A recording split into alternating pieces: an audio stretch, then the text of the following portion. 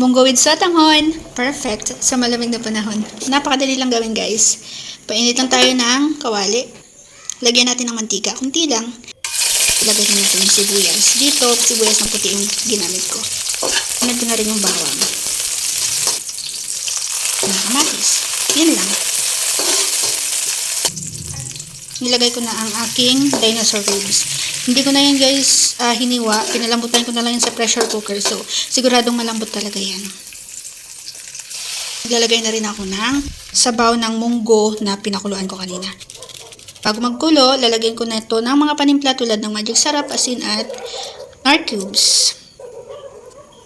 Isang pirasong nor cubes. Ayan, kumulo na. Pagkakulo, lagay lang yung sayote. Isang pirasong sayote yung ginamit ko. Kulo lang.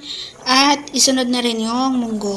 Sa pressure cooker ko na niluto yung munggo dahil nga nagmamadali ako. So kung kagaya ko, nagmamadali kayo, pwede naman yon. At nilagay ko na rin yung malunggay. Kinuha ko lang to sa aming bakuran. So very fresh. Nilagay ko na rin yung sotanghon. Ayan yung brand na ginamit ko.